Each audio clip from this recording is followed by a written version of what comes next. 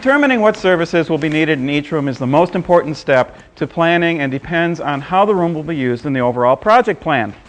Now, TIA 570 recommends a minimum of one outlet for voice and cable service in the kitchen, all of the bedrooms, the family or great room, and a den or study, but that's an absolute bare minimum. Work with the builder or owner and recommend additional services and outlets for multimedia and data applications. Now, be sure and make the customer aware of the increasing need for high-speed data access for things like appliances, entertainment equipment, and other home subsystems, and RF broadband access for everything from satellite receivers, digital TV tuners, and set-top boxes. Since most houses now have multiple computers and high-speed internet access, jacks will be installed for data network access anywhere computers, even entertainment equipment, may be located. Always perform a walkthrough with a homeowner or builder if possible to discuss outlet and equipment placement based on anticipated furniture layout and room use. If they're unsure of a specific location, suggest that multiple outlets be installed in a room to cover all possible choices. Alternatively, you can use a set of plans with the builder or homeowner to perform the same task. Outlets, equipment, and other tentative locations can be marked on the plans and later verified and marked in the home with a walkthrough. It's a good idea to mark the plans, even if you perform the house walkthrough and mark locations on studs. To help you label the plans, CD has developed a standardized set of low-voltage icons. They're available in CAD format or sticker sheets that allow the symbols to be peeled off and stuck to the plans. The sheets contain symbols for almost everything you're likely to install and provide a standardization for everyone working on the project. In a production spec home, you'll have to use your best judgment and TIA 570A recommendations to determine what services to make available in each room. In addition to the minimum requirements, the TIA standard also recommends that additional outlet locations be provided within unbroken wall spaces of 12 feet or more. And additional outlet locations should be provided so that no point along the floor line in any wall space is more than 25 feet from any outlet location in that space. Plan ahead for the customer.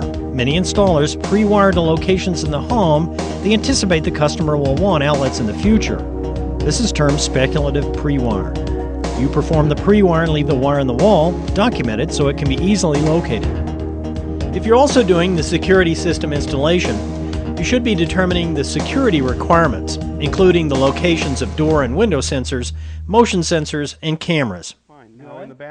Our project house is a high-end custom spec home, so we're working directly with the builder.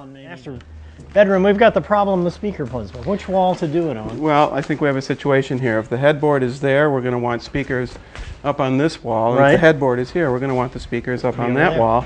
So why don't we pre-wire for both eventualities? We won't cut them in until we decide where the bed's going to go. As Rich and I went through each room, we determined what services were needed based on the use of the room and what equipment we anticipated would be placed in the room.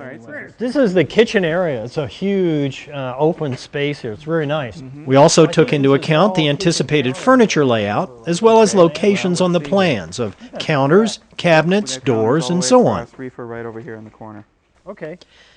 As we determined the outlet locations and what services we needed at the outlet, we documented the location and type of equipment on an equipment list, and tentatively marked the location on a wall stud or other place we could easily see. Now, the equipment list is used to document the type and location of each piece of equipment used on the job, organized by room. For example, this outlet in the master bedroom is on the west wall, and we'll have two Category 5 jacks for voice and data and a coax jack for broadband RF.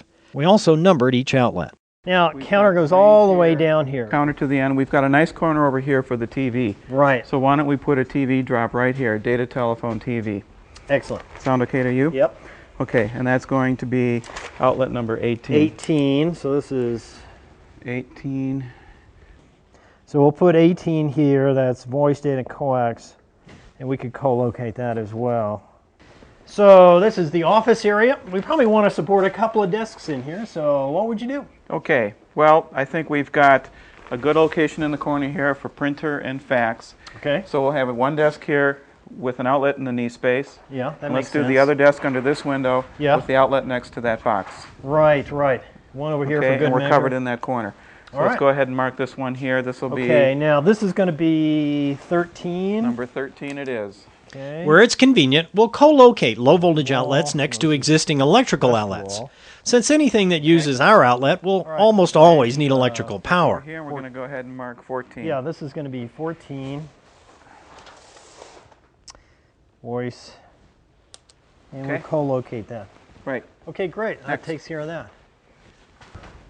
Now, this is the location we talked about that core access panel, right? Oh, right, yeah. Touch panel could go right here, which is a good height. Rich for and it. I systematically continue through the house using our plan as a guide to where devices should be located. So I'm going to go ahead and mark it. Okay, this is security F. Since we'll also be installing the security system, we need to mark the location of door and window sensors, our 4 security cameras, and motion sensors. On this shelf, we've got 7. 7 and 52. Yeah, that's our... In the Great Room entertainment equipment areas, we're installing multiple outlets on each shelf on each side of the fireplace for data, external coax, satellite, and modulator inputs. That'll work. Now, if we want to go over on the other side, we've got 9 over here. Let's put it here because we can't... Over here? Yeah. We'll also be installing jacks for our A-bus audio source inputs. Put 53 next to... Alrighty. Okay, out here we're going to have to put a surveillance camera for the front door area so they Okay. can see the area, you know, when somebody comes to the door. So it looks like our Go to options that are either corner. up in here That's or a good maybe up corner in that right there. corner. We'll be installing 2 of our security cameras outside, one at the front entry and one in the rear to monitor the pool. The inside cameras will be in the great room and the children's bedroom. Once the inside walkthrough was complete, we headed up to the roof to survey where to mount the off-air, FM, and satellite antennas. Now, these parapet-style walls allow antennas to be fairly well hidden from the ground level, so we want to take advantage of the highest roof level we can. A major consideration is how we're going to route the cables we need from the distribution center. Right in here, yeah. Got it.